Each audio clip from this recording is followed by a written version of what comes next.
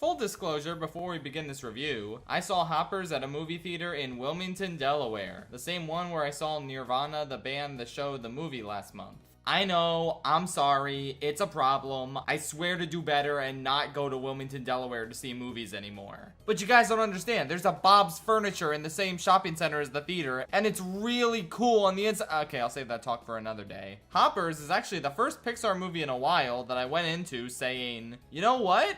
I'm actually excited for this. I mean it. I really am. I mean, it just looked really fun, and it was from Daniel Chong, the creator of We Bare Bears. Now, I've never watched We Bare Bears, but I did go to the Bearista Cafe at the Cartoon Network Hotel, so I think I know what I'm talking about. This guy just seemed like the perfect fresh face to breathe some life into Pixar, who's been a little bit hit or miss this decade. I'm not gonna say they haven't been good in a really long time. I mean, I really enjoyed Inside Out 2, Luca, Soul, and now we can add Hoppers to the list, because I can confirm this one's pretty damn good. It's weird, it has some thematic overlap with The Wild Robot, but The Wild Robot felt a lot more like an emotionally charged Pixar film than a DreamWorks movie. And the exact opposite is kind of true here. This has a solid emotional undercurrent, but for the most part, this movie is kind of insane in ways that rival the most madcap of DreamWorks capers. It's really quite batshit by Pixar standards. I mean, it starts out pretty normal, you know, just a cute, enjoyable talking animal movie. But then you can pinpoint the exact moment the movie loses its fucking mind. There's this one little squish that's so insane in the moment and leads to way more insane shenanigans as the film goes on.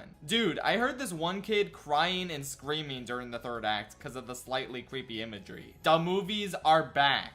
Even before then, this movie's pretty likable and super funny. I like the main character, Mabel. She's pretty energetic, and it's nice how devoted to helping animals she is. I've seen a lot of people complain that her human design is so good, and then she spends most of the rest of the film inside the body of a robot beaver. Yeah, I guess that is true. And I will admit, the movie dips a tiny bit in terms of how interesting it is once she becomes a beaver. It's like, yep, talking animals in a society they created. Yep, I've seen Over the Hedge before. It's not bad or anything. It's still really fun seeing how the pond rules operate, and I like Bobby Moynihan as this king beaver she befriends. This part of the movie just feels a little more typical for an animated kids movie. And at that point I was like, yeah, this is cute and likable enough, but a little whatever. I feel like that might have been intentional though, because it allows the batshit craziness in the second half of the film to surprise you even harder. There are some insane, inventive sequences in the second half, and the plot and conflict become something I never could have seen coming. I won't spoil too much, but I will say this. The movie's about a human girl pretending to be a beaver and making a bunch of animal friends. So, obviously they have to find out she's a human, right? It's gonna be a big, dramatic liar reveal scene that's gonna suck, right? No, there isn't a liar revealed scene here at all. And they pull that off while still having the animals find out she's a human. The movie knows that old tire cliche isn't a strong enough basis for the character's lowest point. So it instead concocts something much more fun and doesn't bore us with a big emotional breakup. The characters still learn to trust each other and work together in the end, but we don't need the cliches to make that happen. It's wonderful. Granted, I wouldn't say the emotional core in this film is quite as strong as usual for Pixar, and I think that might be because the second half is so insane. The movie starts out with Mabel having a nice connection with her grandma, and that emotional connection is why she wants to save this grove. It's really sweet and effective. It definitely works as her primary motivation. But then when she's knee-deep in some beaver shit later in the film, she'll have flashbacks to her time with her grandma, and I'm gonna be honest, that feels like a completely different movie at this point. It's hard to remember she was ever even a human with a grandma when we're so entrenched by the ludicrous geopolitical conflicts of the animal kingdom.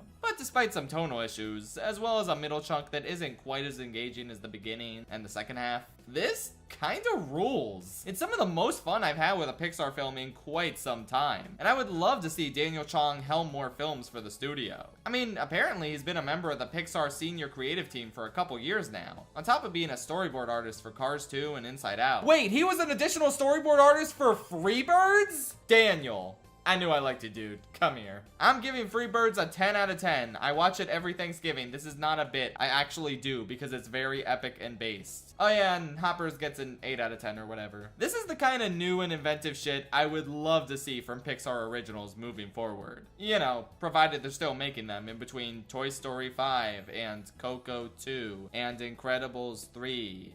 Toy Story 5 looks kind of fun though, not gonna lie. Oh, also, here's a non-mainstream animated recommendation that could not be more different tonally from Hoppers. The Girl from the Other Side is a feature-length OVA based on a short, dark fantasy manga, following a kind, dark creature who takes in a 6-year-old girl. It's immensely atmospheric and incredibly sweet, with lovely animation and such rich atmosphere you can cut with a knife. And the little girl is really cute. I find their bond so endearing. It's on the simple side plot-wise, but very much worth your time to check out. It's a Crunchyroll original, but don't watch it on Crunchyroll. That's fucking stupid. Crunchyroll sucks. Look up its Japanese name, Totsukuni no Shoujo, on YouTube, and you should be able to find it uploaded for free in a couple parts. Anyway, see you next time for Toy Story 5. Or the Mario Galaxy movie? I forget which is coming first. Honestly, why do we even need more movies in our lives when we have Freebirds? Everyone knows that's the best movie anyway. Good night, the first Thanksgiving.